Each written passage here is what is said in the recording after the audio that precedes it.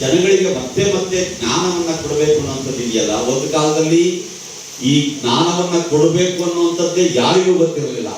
12ನೇ ಶತಮಾನದ ಬಸವಾದಿ ಶರಣರು ಬರೋವರೆಗೆ ಬಹುಶಃ ಇನ್ನೊಬ್ಬರಿಗೆ ಜ್ಞಾನ ಕೊಡಬೇಕು ಅನ್ನೋದು ಇದೆಯಲ್ಲ, ಇಲ್ವೇ ಇಲ್ಲ. ಮನುಷ್ಯನನ್ನ ಪ್ರಾಣಿಗಳ ರೀತಿಯಲ್ಲಿ ನಡೆಸ್ಕೊಳ್ಳೋ ಒಂದು ವ್ಯವಸ್ಥೆ ನಮ್ಮ ದೇಶದಲ್ಲಿ ಎಷ್ಟೋ ವರ್ಷಗಳಿಂದ ಇದೆ.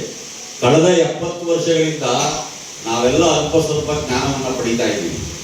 ನಾವು ಪಡೆದಿರುವ ಈ ಜ್ಞಾನ ಇದೆಯಲ್ಲ, ಅವರಿಗೆ ಎಷ್ಟು ಹೊಟ್ಟೆ ಉರಿ ತಂದಿದೆ ಅಂತಂದ್ರೆ, ಈ ಪ್ರಜಾಪ್ರಭುತ್ವ ಇರೋದು ಮತ್ತು ಈ ಸಂವಿಧಾನ ಇರೋದು ಈ ಕಾರಣದಿಂದಾಗಿ ಇವರೆಲ್ಲ ಜ್ಞಾನ ಪಡಿತಾ ಇದ್ದಾರೆ. ಎಲ್ಲೋ ಬೀದಿಯಲ್ಲಿ ಕಸ ಗುಡಿಸ್ಬೇಕಾಗಿದ್ದವನು, ಇನ್ಯಾರ್ದೋ ಮಲ ಹೊರಬೇಕಾಗಿದ್ದವನು, ಹೊಲ ಉಳಬೇಕಾಗಿದ್ದವನು, ಗೊಬ್ಬರ ಹೊತ್ಕೊಂಡು, ದನ ಕಾಯ್ಕೊಂಡು, ಕುರಿ ಕಾಯ್ಕೊಂಡು, ಚೌರ ಮಾಡ್ಕೊಂಡು, ಚಪ್ಪಲಿ ಹೊಲ್ಕೊಂಡು, ಬಟ್ಟೆ ಹೊತ್ಕೊಂಡು ಇರ್ಬೇಕಾಗಿದ್ದಂತ ಈ 97% ಜನ ನಾವೆಲ್ಲ ಇದ್ದೀವಲ್ಲ, ನಾವು ಜ್ಞಾನವನ್ನ ಕಳೆದ 70 ವರ್ಷಗಳಿಂದ ಪಡಿತಾ ಇದ್ದೀವಿ. ಈ ಹಂತದ ಜ್ಞಾನವನ್ನ ಬಹುಶಃ ಭಾರತದ ಇತಿಹಾಸದಲ್ಲಿ ಯಾವತ್ತೂ ನೋಡ್ಲಿಕ್ಕೆ ಸಾಧ್ಯ ಇಲ್ಲ. ಬಸವಾದಿ ಶರಣರ ಕಾಲದಲ್ಲಿ ಆಗುತ್ತೆ, ಅದು ಅಲ್ಪಾಯು ಆಗ್ಬಿಡುತ್ತೆ. ಯಾವಾಗ ಒಬ್ಬ ಡೋರ ಕಕ್ಕಯ್ಯ, ಮಾದಾರ ಚೆನ್ನಯ್ಯ, ಅಥವಾ ಒಕ್ಕಲಿಗರ ಮುದ್ದೇಗೌಡ, ಅಥವಾ ಕುರುಬರ ಕೋಲಶಾಂತಯ್ಯ, ಒಬ್ಬ ಸೂಳೆ ಸಂಕವ್ವೆ, ಒಬ್ಬ ಗದ್ರೆ ರಮ್ಮವ್ವೆ, ಆಯ್ದಕ್ಕಿ ಲಕ್ಕಮ್ಮ, ಹೆಂಡದ ಮಾರಯ್ಯ, ಈ ತರದ ಅಂಬಿಗರ ಚೌಡಯ್ಯ, ಅಡಪದ ಅಪ್ಪಣ್ಣ, ಈ ತರದ ಕೆಳಜಾತಿಯ ಜನ ಯಾವಾಗ ಜ್ಞಾನವನ್ನ ಪಡೆದ್ರೋ ಆಗ್ಲೇ ಅವರಿಗೆ ಹೊಟ್ಟೆ ಉರಿ ಬಂತು. 12ನೇ ಶತಮಾನದಲ್ಲಿ ಅವರು ಮಾಡಿರುವಂತ ಎಂತ ಅನ್ಯಾಯದ ಇದು ಅಂತಂದ್ರೆ, ಬಹುಶಃ ಜಗತ್ತಿನಲ್ಲಿ ಎಲ್ಲೂ ಆ ತರದ ಒಂದು ಹತ್ಯಾಕಾಂಡ ನಡೆದಿಲ್ಲ. ಕರ್ನಾಟಕದಲ್ಲಿ ನಡೆದಿರುವ ಶರಣರ ಹತ್ಯೆ ಇದೆಯಲ್ಲ, ಎಂತ ದೊಡ್ಡ ಹತ್ಯೆ. 1,96,000 ಜನ ಶರಣರನ್ನ ಕಲ್ಯಾಣದ ಬೀದಿ ಬೀದಿಗಳಲ್ಲಿ ಕತ್ತರಿಸಾಕಿದ್ರು ಅಂತ ಹೇಳ್ತಾರೆ. ಯಾಕೆ ಕತ್ತರಿಸಾಕಿದ್ರು, ಯಾವ ಕಾರಣಕ್ಕಾಗಿದ್ರು? ಅವರು ಜ್ಞಾನ ಪಡಿತಾ ಇದ್ರಲ್ಲ. ಬಸವಣ್ಣನ ಕೆಲಸ ಅದೇ ತಾನೇ, ಅನ್ನದಾಸೋಹ ಮತ್ತು ಜ್ಞಾನದಾಸೋಹ. ಆ ಜ್ಞಾನ ಪಡಿತಾ ಇದ್ದದನ್ನ ನಿಲ್ಲಿಸ್ಬೇಕು ಅನ್ನೋ ಕಾರಣಕ್ಕಾಗಿಯೇ ಆ ಹತ್ಯೆಯನ್ನ ಮಾಡಿದ್ರು. ಬಹುಶಃ ಈ ಕಾಲದಲ್ಲಿ ಏನಾದ್ರು ಆ ತರ ರಕ್ತ ಚೆಲ್ಲಿದ್ರೆ ನಾವೆಲ್ಲ ನಾಳೆಯಿಂದ ಮಾತಾಡೋದಕ್ಕೆ ಸಾಧ್ಯ ಇಲ್ಲ ಮತ್ತು ಎದುರ್ಕೊಂಡು ಮನೇಲಿ ಕೂತ್ಕೊಳ್ತೀವಿ. ಆ ತರದ ಒಂದು ಪರಿಸ್ಥಿತಿ ಅವಾಗ ಆಗಿತ್ತು ನೋಡಿ. ಅದೇ ರೀತಿಯಾಗಿ ಇವತ್ತು ನಾವು ಅದಕ್ಕಿಂತ ಹೆಚ್ಚು ವ್ಯಾಪಕವಾಗಿ ನಾವೆಲ್ಲರೂ ಜ್ಞಾನವನ್ನು ಪಡಿತಾ ಇದ್ದೀವಿ. ಇದನ್ನು ಕೂಡ ಸಹಿಸ್ಕೊಳ್ಳಕ್ ಸಾಧ್ಯ ಇಲ್ಲ. ಬಾಬಾ ಸಾಹೇಬರು ಕೊಟ್ಟಿರುವ ಸಂವಿಧಾನ ಇದೆಯಲ್ಲ, ನಮಗೆ ಎಲ್ಲಾ ಹಕ್ಕುಗಳನ್ನು ಕೊಟ್ಟಿದೆ. ಕೆಲವರಿಗೆ ಬೇಗ ಸಿಕ್ಕಿರ್ಬೋದು, ಇನ್ನು ಕೆಲವರಿಗೆ ತಡವಾಗಿ ಸಿಗ್ತಾ ಇರ್ಬೋದು. ಒಟ್ಟಿನಲ್ಲಿ ಇವತ್ತಲ್ಲ ನಾಳೆ ಇಡೀ ಭಾರತೀಯರೇ ಅತ್ಯಂತ ಒಂದು ಬುದ್ಧಿವಂತಿಕೆಯ ಬದುಕಿನ ಕಡೆಗೆ ಹೋಗೋದಕ್ಕೆ ಬಾಬಾ ಸಾಹೇಬರ ಸಂವಿಧಾನ ಕಾರಣ ಆಗಿದೆ. ಇದನ್ನ ಸಹಿಸಕ್ ಸಾಧ್ಯ ಆಗ್ತಾ ಇಲ್ಲ. ಅದಕ್ಕೆ ಅವರು ಹೇಳ್ತಾ ಇದ್ದಾರೆ, ನಾವು ಸಂವಿಧಾನವನ್ನ ಬದಲಾಯಿಸುವುದಕ್ಕಾಗಿಯೇ ಬಂದಿದ್ದೇವೆ. ಈ ಮಾತು ಕೇಳಿಸ್ಕೊಂಡಿಲ್ವಾ? ಕಳೆದ 8-10 ವರ್ಷಗಳಿಂದ ಆ ಮನುಷ್ಯ ಹೇಳ್ತಲೇ ಇದ್ದಾನೆ. ಕ್ಯಾನ್ಸರ್ ಪೇಷಂಟ್ ಆದ್ರೂ ಬಿಡ್ತಾ ಇಲ್ಲ, ಹೇಳ್ತಲೇ ಇದ್ದಾನೆ, ನಾವು ಸಂವಿಧಾನವನ್ನ ಬದಲಾಯಿಸುವುದಕ್ಕಾಗಿಯೇ ಬಂದಿದ್ದೇವೆ. ಆತನ ಜೊತೆಯಲ್ಲಿರುವ ಒಬ್ಬ ಬೇರೆ ಲಿಂಗಾಯತರು, ಒಕ್ಕಲಿಗರು, ಈ ತರದ ಜನ ಇದ್ದಾರಲ್ಲ, ಅಥವಾ ದಲಿತರೆಲ್ಲ ಹೋಗಿ ಸೇರ್ಕೊಂಡವರಲ್ಲ, ಅವ್ರಿಗೆ ಯಾಕಪ್ಪ ಸಂವಿಧಾನ ಬದಲಾಯಿಸಕ್ ಬಂದಿದ್ಯಾ ನೀನು ಅನ್ನೋ ಒಂದು ಪ್ರಶ್ನೆಯನ್ನ ಕೇಳ್ತಾ ಇಲ್ಲ. ಯಾಕೆಂದ್ರೆ ಅದು ನಮಗೆ ಒಂದು ಮಂಕಾಗಿದೆ. ಯಾರೋ ಅಲ್ಲಿ ಹೋಗಿದ್ದಾರೆ, ಸತ್ಯವನ್ನ ಗಟ್ಟಿಯಾಗಿ ಹೇಳೋದಕ್ಕೆ ನಮ್ಮ ಜನಗಳಿಗೆ ಸಾಧ್ಯ ಆಗದೇ ಇರುವಂತದ್ದು ಬಹಳ ದೊಡ್ಡ ವಿಷಾದನೀಯ. ನೋಡಿ, 47ನೇ ಇಸ್ವಿಯಲ್ಲಿ ನಮಗೆ ಸ್ವಾತಂತ್ರ್ಯ ಬಂತು. ನಮಗೆ ಸ್ವಾತಂತ್ರ್ಯ ಕೊಡುವ ಸಂದರ್ಭದಲ್ಲಿ ಆ ಇಂಗ್ಲೆಂಡಿನ ಪ್ರಧಾನಮಂತ್ರಿ ಆಗಿದ್ದಂತಹ ಚರ್ಚಿಲ್ ಮಹಾಶಯ ಇದ್ದಲ್ಲ, ಅವ್ರು ಹೇಳಿದ, ಈ ಇಂಡಿಯನ್ಸ್ಗೆ ಯಾಕೆ ಸ್ವಾತಂತ್ರ್ಯ ಕೊಡ್ತೀರಿ? ಇವರಿಗೆ ಸ್ವಾತಂತ್ರ್ಯವನ್ನು ಉಳಿಸ್ಕೊಳ್ಳುವಂತ ಯಾವ ಸಾಮರ್ಥ್ಯವೂ ಇಲ್ಲ, ಇವ್ರಿಗೆ ಯಾಕೆ ಸ್ವಾತಂತ್ರ್ಯ ಕೊಡಬೇಕು ಅಂತ ಚರ್ಚಿಲ್ ಹೇಳಿದ ಮಾತಿತ್ತಲ್ಲ, ಅವತ್ತು ನಮ್ಮವರಿಗೆಲ್ಲ ಬೇಜಾರಾಗಿರ್ಬೋದು. ಅದು ಎಷ್ಟು ವಾಸ್ತವ ನೋಡಿ. ನಮಗೆ ಬಂದಿರೋ ಸ್ವಾತಂತ್ರ್ಯವನ್ನ ಚರ್ಚಿಲ್ ಮಹಾಶಯ ಹೇಳಿದಾಗೆ 70 ವರ್ಷಗಳ ಅವಧಿಯಲ್ಲಿ ಕಳ್ಕೊಳ್ಳೋದ್ರ ಕಡೆಗೆ ಹೋಗ್ತಾ ಇದ್ದೀವಿ. ಇನ್ನು ನಮ್ಮ ಸಂವಿಧಾನದ, ಸ್ವಾತಂತ್ರ್ಯದ, ಸಮಾನತೆಯ, ಪ್ರಜಾಪ್ರಭುತ್ವದ ಆಯುಷ್ಯ ಕೇವಲ 1 ವರ್ಷ ಮಾತ್ರ ಇದೆ. ಈ ವರ್ಷದೊಳಗಡೆ ಅವರು ಅದನ್ನ ಖಂಡಿತ, ಅವ್ರು ಏನನ್ನ ಇಡನ್ ಅಜೆಂಡಾ ಅಂತ ಹೇಳ್ತಾರ, ಯಾವ ಇಡನ್ ಅಜೆಂಡಾವನ್ನು ಅವ್ರು ಇಟ್ಕೊಂಡಿದ್ದಾರೋ ಅದನ್ನ ಈಡೇರಿಸ್ತಾರೆ. ಇದನ್ನ ಒಡೆಯೋಕ್ ಸಾಧ್ಯ ಆಗೋದು ಯಾರಿಂದ? ಯಾರು ಕನ್ನಡದ ನೆಲದಲ್ಲಿ ಕುವೆಂಪು ಅವರ ಚಿಂತನೆಗಳನ್ನ ಗಂಭೀರವಾಗಿ ತಮ್ಮ ಮೈ, ಮನಸ್ಸು, ಬದುಕು ಇದೆಲ್ಲದಕ್ಕೂ ಆವಾಹಿಸಿಕೊಂಡ್ರೋ ಅವರಿಂದ ಸಾಧ್ಯ ಆಗುತ್ತೆ. ಬಹಳ ಜನ ನಾವು ಕನ್ನಡ ಮೇಷ್ಟ್ರುಗಳು ಕುವೆಂಪು ಅವರನ್ನ ಭಾಷಣ ಮಾಡಕ್ಕೆ ಇಟ್ಕೊಂಡಿದ್ದೀವಿ ಮತ್ತು ತರಗತಿಯ 4 ಗೋಡೆಗಳ ನಡುವೆ ಪಾಠ ಮಾಡಿ ಸಂಬಳ ತಗೊಂಡು ಹೋಗೋದಕ್ಕೆ ಅಥವಾ ಇಂಥ ಕಡೆ ಬಂದು ಭಾಷಣ ಮಾಡಿ ನೀವು ಹೊತ್ತು ಶಾಲು ಹಾರ ತೂರ ಟಿ.ಎ. ಕೊಟ್ಟರೆ ತಗೊಂಡು ಮನೆಗೆ ಹೋಗೋದಕ್ಕೆ ಇಟ್ಕೊಂಡಿದ್ದೀವಿ. ಆದರೆ ಶಿವನಂಜಯ್ಯ ಕುವೆಂಪು ಅವರನ್ನ ಹೇಗೆ ಇಟ್ಕೊಂಡಿದ್ದಾರೆ ಅಂತಂದ್ರೆ ಪ್ರತಿ ಕ್ಷಣದಲ್ಲೂ ಅವರು ಕುವೆಂಪು ಅವರ ಆಲೋಚನೆಗಳನ್ನ ತನ್ನ ಮನೆಯಲ್ಲಿ, ತನ್ನ ಸುತ್ತಮುತ್ತ, ಸಂಬಂಧಿಕರ ನಡುವೆ, ಸ್ನೇಹಿತರ ನಡುವೆ, ಮುಖ್ಯವಾಗಿ ವಿದ್ಯಾರ್ಥಿಗಳ ನಡುವೆ ವಿಸ್ತರಿಸಿದವರು ಶಿವನಂಜಯ್ಯನವರು. ಇದು ಬಹಳ ಮುಖ್ಯ. ಕುವೆಂಪುನ ನಾನು ಒಬ್ಬನೇ ಇಟ್ಕೊಳ್ತೀನಿ ಅಂತಂದ್ರೆ ಆಗಲ್ಲ. ಈ ಕಾಲದ ಅತ್ಯಂತ ಬಹಳ ದೊಡ್ಡ ಪ್ರಖರ ಶಕ್ತಿ. ನೀವು ಎಲ್ಲ ಅಸಮಾನತೆಗಳ ವಿರುದ್ಧ ಹೋರಾಟ ಮಾಡೋದಕ್ಕೆ, ಅವೈಜ್ಞಾನಿಕತೆಯ ವಿರುದ್ಧ ಹೋರಾಟ ಮಾಡೋದಕ್ಕೆ, ಅವೈಚಾರಿಕ ಚಿಂತನೆಗಳ ವಿರುದ್ಧ ಹೋರಾಟ ಮಾಡೋಕ್ಕೆ, ಮತಮೌಢ್ಯಗಳ ವಿರುದ್ಧ ಹೋರಾಟ ಮಾಡೋದಕ್ಕೆ ಬೇಕಾದ ಶಕ್ತಿಯನ್ನ ಮಹಾಕವಿ ಕುವೆಂಪು ಅವರ ಎಲ್ಲ ಕೃತಿಗಳಲ್ಲೂ ಒಂದಲ್ಲ ಒಂದು ರೀತಿಯಲ್ಲಿ ಹರಡಿದೆ. ನಾವು ಕುವೆಂಪು ಕನ್ನಡದಲ್ಲಿ ಬರೆದಿರೋದ್ರಿಂದ ಕನ್ನಡಿಗರಾದ ನಾವು ಅದನ್ನ ಮನೆ ಮನೆಗೂ ತಗೊಂಡೋಗ್ಬೇಕಾಗಿದೆ. ಪ್ರತಿಯೊಬ್ಬ ವ್ಯಕ್ತಿಗೂ ಕುವೆಂಪು ಅವ್ರನ್ನ ತಲುಪಿಸ್ಬೇಕಾಗಿದೆ. ಒಂದು ಸರಿ ನಾವು ಕುವೆಂಪುನ ಒಬ್ಬ ಮನುಷ್ಯನ ಒಳಗೆ ತಂದು ನಿಲ್ಲಿಸ್ತು ಅಂತಂದ್ರೆ ನಾವಲ್ಲಿ ಬಸವಣ್ಣನನ್ನ ನಿಲ್ಲಿಸಿರ್ತೀವಿ, ಬುದ್ಧನನ್ನ ನಿಲ್ಲಿಸಿರ್ತೀವಿ, ಬಾಬಾ ಸಾಹೇಬ್ರನ್ನ ನಿಲ್ಲಿಸಿರ್ತೀವಿ, ಮಹಾತ್ಮ ಗಾಂಧಿಯನ್ನ, ಪೆರಿಯಾರ್ ಅವ್ರನ್ನ, ನಾರಾಯಣ ಗುರು ಅವ್ರನ್ನ, ಈ ಎಲ್ಲಾ ಚಿಂತಕರನ್ನು ಕೂಡ ಒಂದು ಅತ್ಯದ್ಭುತ ಗಟ್ಟಿ ಮಾಡಿಬಿಟ್ಟು ಒಬ್ಬ ಮನುಷ್ಯನ ತಲೆ ಒಳಗಡೆ, ಮನಸ್ಸಿನೊಳಗಡೆ ತುಂಬೋದಕ್ಕೆ ಸಾಧ್ಯ ಇದೆ. ಅವೆಲ್ಲವನ್ನು ಕುವೆಂಪು ಒಬ್ಬರನ್ನ ತುಂಬೋದ್ರಿಂದ ಸಾಧ್ಯ ಆಗುತ್ತೆ.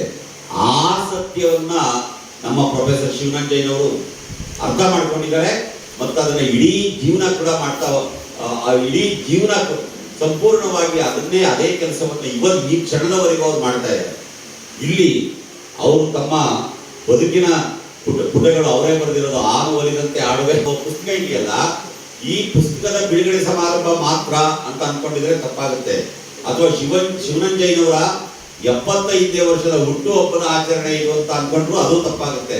ಅಥವಾ ಶಿವನಂಜಯ್ಯನವರು ತಮ್ಮ ಗುರುಗಳಾದಂಥ CPK ಅವರಿಗೆ ಒಂದು ಗೌರವಾಭಿನಂದನೆಯನ್ನ ಮಾಡಿದ್ರು ಅಷ್ಟೇ ಸಮಾರಂಭ ಅಂತಂದ್ರೆ ಅದು ಕೂಡ ತಪ್ಪಾಗುತ್ತೆ.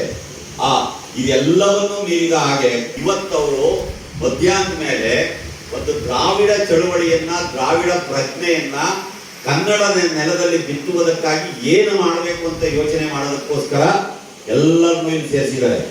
ನಮ್ಗೆ ಓದುವ ಹವ್ಯಾಸವೇ ಇಲ್ಲ. ಯಾಕೆಂದ್ರೆ ನಮ್ಮ ಅಪ್ಪನಿಗಿರ್ಲಿಲ್ಲ, ನಮ್ಮ ತಾತನಿಗಿರ್ಲಿಲ್ಲ, ನಮ್ಮ ಮುತ್ತಾತನಿಗಿರ್ಲಿಲ್ಲ. ರಕ್ತಗತವಾಗಿ ಓದುವ ಹವ್ಯಾಸವನ್ನ ಕೆಲವರಷ್ಟೇ ಬೆಳೆಸ್ಕೊಂಡಿದ್ರು.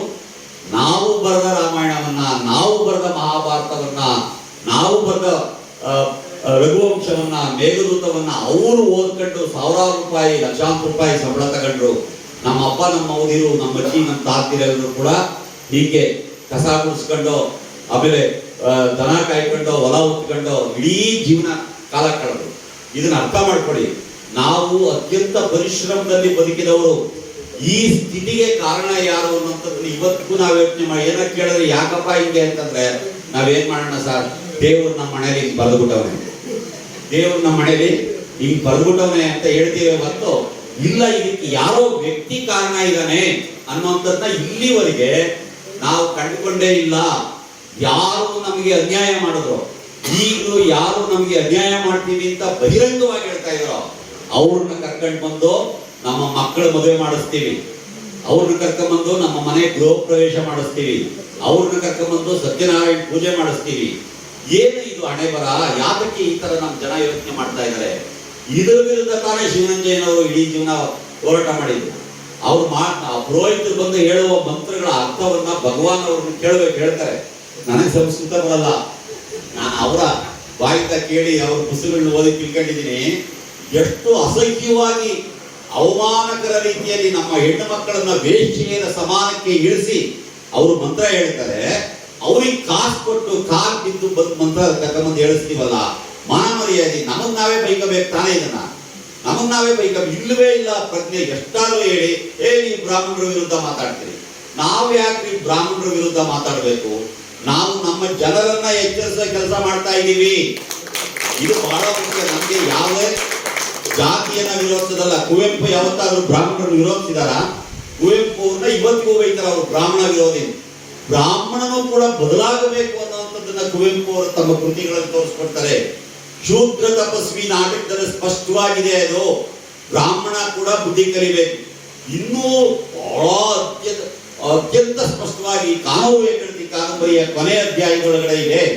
ಕಾನೂರು ಹೆಗ್ಗಡತಿ ಕಾದಂಬರಿಯನ್ನು ಓದಿ ಕೊನೆಯ ಅಧ್ಯಾಯದಲ್ಲಿ ಬುದ್ಧ ಗೀತೆ ಹಾಡೋದಕ್ಕೆ ಅಂತ ಹೇಳಿ ಆ ಹೂವಯ್ಯ, ಕಾದಂಬರಿಯ ನಾಯಕ ಹೂವಯ್ಯ ಒಂದು ಪುಟ್ಟ ಗುಡ್ಡದ ಮೇಲೆ ಹೋಗಿ ಕೂತ್ಕೊಳ್ತಾನೆ. ಅಲ್ಲಿ ಬೇರೆ ಬೇರೆಯವರೆಲ್ಲ ಬರ್ತಾರೆ. ಯಾರ್ಯಾರು ಬರ್ತಾರೆ? ಸೀತೆ ಬರ್ತಾಳೆ. ಯಾರು ಹೂವಯ್ಯನ ಮದುವೆ ಆಗ್ಬೇಕಾಗಿತ್ತೋ ಆಗ್ಲಿಲ್ಲ, ರಾಮಯ್ಯನ ಮದುವೆ ಆಗಿರ್ತಾಳೆ, ಅವನು ಸತ್ತೋಗ್ತಾನೆ, ಅವಳು ಬಂದು ಕೂತ್ಕೊಳ್ತಾಳೆ. ಸೀತೆಯ ತಂಗಿ ಲಕ್ಷ್ಮಿ ಬರ್ತಾಳೆ. ಆ ಲಕ್ಷ್ಮಿ ಈಗ ಯಾರನ್ನು ಮದುವೆ ಆಗಿದ್ದಾಳೆ ಅಂತಂದ್ರೆ ರಾಮಯ್ಯನ ತಮ್ಮ ವಾಸಪ್ಪ ಗೌಡನನ್ನ ಮದುವೆ ಆಗಿದ್ದಾಳೆ. ವಾಸು ಅಂತ ಚಿಕ್ಕ ಹುಡುಗ, ಅವನು ದೊಡ್ಡವನಾಗಿ ವಾಸಪ್ಪ ಗೌಡ ಆಗಿದ್ದಾನೆ, ಅವನು ಬರ್ತಾನೆ. ಅದ್ರ ಜೊತೆಗೆ ಇಬ್ರು ಹುಡುಗರು ಬರ್ತಾರೆ. ಆ ಹುಡುಗರು ರಮೇಶ ಸುರೇಶ ಅಂತ ಹೇಳಿ ಹೆಸರು ಮರ್ತಿದ್ದೀನಿ ನಾನು. ಅವ್ರು ಯಾರು ಹುಡುಗರು ಅಂದ್ರೆ ಇಡೀ ಕಾದಂಬರಿಯಲ್ಲಿ ಹೂವಯ್ಯನ ವಿರುದ್ಧ ಬಹಳ ಷಡ್ಯಂತ್ರಗಳನ್ನ ರೂಪಿಸಿದ ವೆಂಕಪ್ಪ ಜೋಯಿಸನ ಮಕ್ಕಳು. ವೆಂಕಪ್ಪ ಜೋಯಿಸನ ಅಂದ್ರೆ ಬ್ರಾಹ್ಮಣನ ಮಕ್ಕಳು ಎಲ್ಲಿಗೆ ಬಂದಿದ್ದಾರೆ ಅಂದ್ರೆ ಹೂವಯ್ಯ ಆಡುವ ಬುದ್ಧ ಗೀತೆಯ ಬಳಿಗೆ ಬಂದಿದ್ದಾರೆ. ನಾವೆಲ್ಲರೂ ಬುದ್ಧನ ಕಡೆಗೆ ಹೋಗ್ಬೇಕು ಅಂತ ಹೇಳ್ತಾ ಇದ್ದಾರೆ ಕುವೆಂಪು. ಅದು ಬರೀ ಒಕ್ಕಲಿಗರು, ಲಿಂಗಾಯತರು, ಕುರುಬರು, ವಲಯರು, ಮಾದಿಗರಲ್ಲ, ಬ್ರಾಹ್ಮಣರು ಬುದ್ಧನ ಕಡೆಗೆ ಹೋಗ್ಬೇಕು ಅಂತ ಹೇಳ್ತಾ ಇದೆಯಲ್ಲ, ಇದು ಮನುಷ್ಯನ ಬದಲಾವಣೆಯನ್ನ ಸೂಚಿಸ್ತಾ ಇರೋದು. ಇದು ವೈರ ಅಲ್ಲ, ವೈರ ಸಾಧಿಸ್ತಾ ಇರೋದಲ್ಲ, ಅರಿವನ್ನ ಮೂಡಿಸ್ತಾ ಇರೋದು. ಅಂತ ಒಂದು ಕೆಲಸವನ್ನ ಕುವೆಂಪು ಅವರು ತಮ್ಮ ಕೃತಿಗಳಲ್ಲಿ, ಅನೇಕ ಕೃತಿಗಳಲ್ಲಿ ಮಾಡಿದ್ದಾರೆ. ಅದನ್ನ ಶಿವರಂಜಯ್ಯನವರು ತಮ್ಮ ಬದುಕಿನಲ್ಲಿ ಮಾಡ್ತಾ ಇದ್ದಾರೆ. ನೋಡಿ, ಇವತ್ತು ಈ ದ್ರಾವಿಡ ಚಳುವಳಿಯನ್ನ ಯಾಕೆ ರೂಪಿಸ್ಬೇಕು? ನಮ್ಮ ಅಭಿಗೇನಾದ್ರು ಕೊಟ್ರೆ ಅದ್ರ ಬಗ್ಗೆ ಬಹಳ ಇನ್ನೂ ಚೆನ್ನಾಗಿ ಸ್ಪಷ್ಟವಾಗಿ ಮಾತಾಡೋ ಸಾಧ್ಯತೆ ಇದೆ. ಒಂದು ಅರ್ಥ ಮಾಡ್ಕೊಳ್ಳಿ, ಅಭಿನಯ ಹೇಳೋ ಮಾತಿದು ಏನು ಅಂತಂದ್ರೆ ಏನಾಗುತ್ತೆ ಅಂತಂದ್ರೆ ನಮ್ಮಲ್ಲೇ ಎಷ್ಟೋ ವರ್ಷಗಳಿಂದ ತಮಿಳರ ನಡುವೆ, ಕನ್ನಡಿಗರ ನಡುವೆ, ತೆಲುಗರ ನಡುವೆ, ಮಲಯಾಳಿಗಳ ನಡುವೆ ನಾವು ದ್ರಾವಿಡ ಮೂಲ ನಿವಾಸಿಗಳು ನಮ್ಮ ನಡುವೆನೆ ಅವ್ರು ಜಗಳ ತಂದಿಟ್ಟಿದ್ದಾರೆ ಸರ್. ಇವತ್ತು ತಮಿಳ್ನವನ್ ಕಂಡ್ರೆ ಕನ್ನಡದವನ್ಗಾಗಲ್ಲ, ಕನ್ನಡದವನ್ ಕಂಡ್ರೆ ತಮಿಳ್ನವನ್ಗಾಗಲ್ಲ.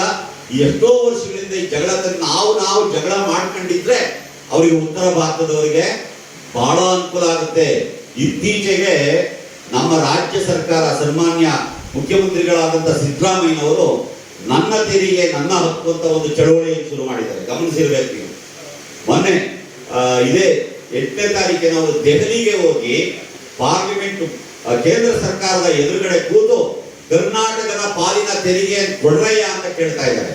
ನಾವು ಕೇಳ್ಬೇಕು ತಾನೇ ಜೋರಾಗಿ. ನಾವು 2 ಲಕ್ಷನೋ ಏನೋ ತೆರಿಗೆ GST ಎಲ್ಲ ಕೊಟ್ಬಿಟ್ಟು ಅವ್ರ ಹತ್ರ ಬರೀ 50,000 ಕೈಯೊಡ್ಡೋದಿದೆಯಲ್ಲ, ಇದು ಅವಮಾನ. ನಮ್ಮ ಪಾಲಿನ ತೆರಿಗೆ ಎಷ್ಟು ಕೊಡಬೇಕೋ ಅಷ್ಟು ಕೊಡಬೇಕು.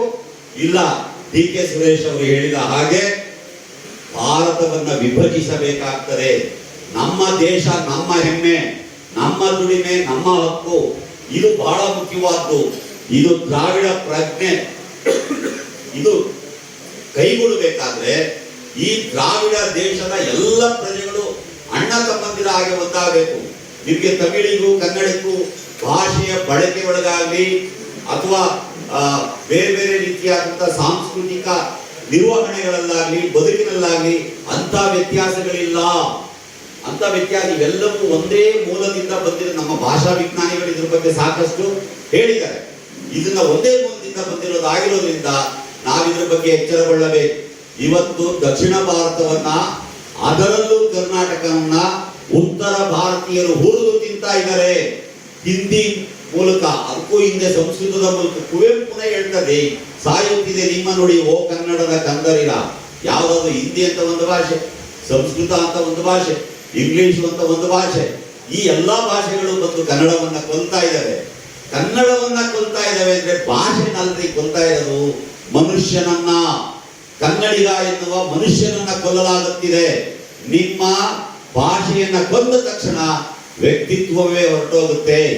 ಇದು ಬಹಳ ಸೂಕ್ಷ್ಮವಾದಂತ ಒಂದು ವಿಚಾರ ಆಗಿದೆ. ಇಂಥದ್ದನ್ನ ಕನ್ನಡಿಗರಾದ ನಾವು ಎದೆಗೊಟ್ಟು ನಿಲ್ಲಬೇಕಾಗಿದೆ. ದ್ರಾವಿಡ ಚಳವಳಿಯನ್ನ ಇನ್ನಷ್ಟು ಗಟ್ಟಿಯಾಗಿ ಮೂಡಿಸಬೇಕಾಗಿದೆ. ನಾವು ಕಳೆದ 2 ವರ್ಷದ ಹಿಂದೆ ಇರಬೇಕಲ್ಲ ಅಭಿ, ಬೈಲುಕುಪ್ಪೆಯಲ್ಲಿ ಒಂದು 100 ಜನ ನಮ್ಮ ಗುರುಗಳಾದಂಥ ಕಾಳೇಗೌಡರು ಬಂದಿದ್ರು, ಜಯಶಂಕರ್ ಬಂದಿದ್ರು. 100 ಜನ ಸೇರಿಕೊಂಡು ಬಹಳ ಒಂದು 2 ದಿವಸ 3 ದಿವಸದ ವಿಚಾರಗಳನ್ನ ವಿಮರ್ಶೆ ಮಾಡಿ, ಯೋಚನೆ ಮಾಡಿ ಒಂದು 2-3 ರೀತಿಯ ಚಳುವಳಿಗಳನ್ನ ರೂಪಿಸಿದ್ದೀವಿ. ಅದರಲ್ಲಿ ಒಂದು ಮುಖ್ಯವಾದ್ದು ರಾಷ್ಟ್ರೀಯ ದ್ರಾವಿಡ ಸಂಘಟನೆ RDS ಅನ್ನುವಂಥ ಒಂದು ಸಂಘಟನೆಯನ್ನ ಕಟ್ಟಿ ಅದಕ್ಕೆ ಅಭಿಯನ್ನ ಮುಖ್ಯಸ್ಥರನ್ನಾಗಿ ಮಾಡಿ ನಮ್ಮ ಅಗ್ನಿ ಶ್ರೀಧರ್ ಅವ್ರನ್ನ ಅದಕ್ಕೆ ನೇತೃತ್ವ ವಹಿಸುವ ಹಾಗೆ ಮಾಡಿ ಆ ಚಳವಳಿಗೆ ಎಲ್ಲ ಕಡೆ ನಡೀತಾ ಇದೆ, ಆ ಸಂಘಟನೆ ನಡೀತಾ ಇದೆ. ನಾವು ಎಲ್ಲರನ್ನೂ ಒಳಗೊಳ್ಳುವ ಮೂಲಕ ನಮ್ಮ ಹಕ್ಕುಗಳನ್ನು ನಾವು ಕಾಪಾಡ್ಕೋಬೇಕಾಗಿದೆ. ಇದು ದ್ರಾವಿಡ ಚಳವಳಿಯ ಅತ್ಯಂತ ಸೂಕ್ಷ್ಮವಾದ ಸಂಗತಿಯಾಗಿದೆ. ಅದನ್ನ ಇವತ್ತು ನಮ್ಮ ಶಿವನಂಜಯ್ಯನವರು ಇಲ್ಲಿ ಕರೆದು ಇದ್ರ ಬಗ್ಗೆ ಮಾತಾಡಿ ಅಂತ ನಮ್ಮನ್ನೆಲ್ಲ ಕರೆದಿರೋದಿದೆಯಲ್ಲ, ಇದು ಬಹಳ ಸಂತೋಷ. ಮತ್ತು ಇದು ಯಾವುದೋ ಹೊಸ ಕ್ಷಿತಿಜದ ಕಡೆಗೆ ನಡೆಯಬಹುದಾದ ಒಂದು ಹೊಸ ಬೆಳಕಿನ ಮುನ್ಸೂಚನೆ ಇರಬಹುದು ಅಂತ ನನಗೆ ಅನಿಸ್ತಾ ಇದೆ. ನೀವೆಲ್ಲರೂ ಕೂಡ ಈ ಚಳವಳಿಯಲ್ಲಿ ಗಟ್ಟಿಯಾಗಿ ನಿಲ್ಬೇಕು. ಆ ಪ್ರಜ್ಞೆ ಮುಖ್ಯವಾಗಿ ನಿಮ್ಮೊಳಗಡೆ ಉಟ್ಕೋಬೇಕು. ದ್ರಾವಿಡ ಪ್ರಜ್ಞೆ ಅಂದ್ರೆ ಕುವೆಂಪು ಪ್ರಜ್ಞೆ, ಪೆರಿಯಾರ್ ಪ್ರಜ್ಞೆ, ನಾರಾಯಣ ಗುರು ಪ್ರಜ್ಞೆ, ಬೇರೆ ಏನೂ ಅಲ್ಲ. ನೀವು ಪುರೋಹಿತ ಶಾಹಿಯ ವಿರುದ್ಧ ಸೆಟೆದು ನಿಲ್ಲಬೇಕಾದ ಪ್ರಜ್ಞೆ. ಪುರೋಹಿತ ಶಾಹಿ ಅಂದ್ರೆ ಬರೀ ದೇವಾಲಯದೊಳಗೆ ರಾಮ ಮಂದಿರದಲ್ಲಿಲ್ಲ, ಅದು ಇವತ್ತು ಸೆಂಗೋಲ್ ಹಿಡ್ಕೊಂಡು ಪಾರ್ಲಿಮೆಂಟ್ ಒಳಗೆ ಕೂತಿದೆ. ಸೆಂಗೋಲೆ ಪುರೋಹಿತ ಶಾಹಿಯ ಸಂಕೇತ. ಅವನು ಯಾವಾಗ ಒಬ್ಬ ಮನುಷ್ಯ ಪುರೋಹಿತನೊಬ್ಬ ಸೆಂಗೋಲ್ ತಗೊಂಡೋಗಿ ಪಾರ್ಲಿಮೆಂಟ್ ಒಳಗಡೆ ಹೋಗ್ತಾನೋ ಅದು ನಮ್ಮ ನಾಶದ ಮುನ್ಸೂಚನೆ ಅನ್ನುವಂಥದ್ದು ನಾವು ಅರ್ಥ ಮಾಡ್ಕೋಬೇಕಾಗಿದೆ. ಅರ್ಥ ಮಾಡಿಕೊಂಡು ಅದಕ್ಕೆ ತಕ್ಕ ಆದ ರಾಜಕೀಯ ನಿರ್ಧಾರಗಳನ್ನ ಕೈಗೊಳ್ಳಬೇಕು. ನಮ್ಮ ಕೈಲೇ ಇದೆ. ನಮ್ಮ ಮತ ನೀಡುವ ಒಂದು ವಿಧಿ ಇದೆಯಲ್ಲ, ಕಾನೂನು ಇದೆಯಲ್ಲ, ಬಾಬಾ ಸಾಹೇಬರು ಕೊಟ್ಟಿರೋ ಸ್ವಾತಂತ್ರ್ಯ ಇದೆಯಲ್ಲ, ಅದು ನಮ್ಮ ಕೈಲೇ ಇದೆ. ನಾವು ಯೋಚನೆ ಮಾಡಿ ಮತ ನೀಡಿದ್ರೆ ಸಂವಿಧಾನವನ್ನು ಕಾಪಾಡ್ಕೋಬಹುದು, ದ್ರಾವಿಡ ಪ್ರಜ್ಞೆಯನ್ನು ಕಾಪಾಡ್ಕೋಬಹುದು, ಕನ್ನಡಿಗರಾದ ನಾವು ಬದುಕಬಹುದು. ನಾವು ಬದುಕುವ ಮೂಲಕ ಇಡೀ ದೇಶವನ್ನೇ ಬದುಕಿಸೋದಕ್ಕೆ ಸಾಧ್ಯ ಇದೆ ಅಂತ ನನ್ನ ಒಂದು ತೀರ್ಮಾನ ಆಗಿದೆ. ಇದಕ್ಕೆ ತಾವೆಲ್ಲರೂ ಕೂಡ ಈ ಕ್ಷಣದಿಂದ ಕಟಿಬದ್ಧರಾಗಿ ನಿಲ್ತೀರಿ. ಶಿವನಂಜಯ್ಯನವರು ಯಾವ ಚಿಂತನೆಯನ್ನ ತಮ್ಮ ಬದುಕಿನ ಉದ್ದಕ್ಕೂ ಇಟ್ಕೊಂಡು ಬಂದ್ರು. ಅವ್ರ ಮಕ್ಕಳಿಗೆ ಮಂತ್ರಮಾಂಗಲ್ಯ ಮಾಡಿಸಿಟ್ಟಿರ್ಬೋದು. ಅವರೇ ಸ್ವತಃ ವೈಯಕ್ತಿಕ ಬದುಕಿನಲ್ಲಿ ಸರೋಜಾ ಮೇಡಮ್ ಅವ್ರ ಜೊತೆಯಲ್ಲಿ ಮಂತ್ರಮಾಂಗಲ್ಯ ಮತ್ತು ಅಮಾವಾಸ್ಯ ದಿವಸ ಮದುವೆ ಆಗಿರೋರು. ಅವೇನು ಏನು ಆಗಿಲ್ಲ ನೋಡಿ, ಎಷ್ಟು ಚೆನ್ನಾಗಿ ಕಲ್ಕೊಂಡಿದ್ದ. ಈಗಲೂ ಟ್ರ್ಯಾಕ್ಟರ್ ಹಿಡ್ಕೊಂಡು ವ್ಯವಸಾಯ ಬೇಕಾದ್ರೆ ಮಾಡ್ತಾರೆ. ಅಷ್ಟು ಗಟ್ಟಿಯಾಗಿ ಉಳಿಯೋದಕ್ಕೆ ಸಾಧ್ಯ ಇದೆ ಅನ್ನೋದಕ್ಕೆ ಇವರೇ ಸಾಕ್ಷಿ. ಈ ಸಾಕ್ಷಿಯ ಮೂಲಕವೇ ನಾವು ನಮ್ಮ ಬದುಕನ್ನೆಲ್ಲೂ ತಿದ್ದುಕೊಳ್ಳೋಣ. ತುಂಬಾ ಜನ ತರುಣಿಯರಿದ್ದೀರಿ. ನಿಮ್ ಜವಾಬ್ದಾರಿ ಬಹಳ ದೊಡ್ಡದಾಗಿದೆ ಅಂತ ಹೇಳ್ತಾ ನನ್ನ ಮಾತುಗಳನ್ನ ಮುಗಿಸ್ತೀನಿ. ನಮಸ್ಕಾರ.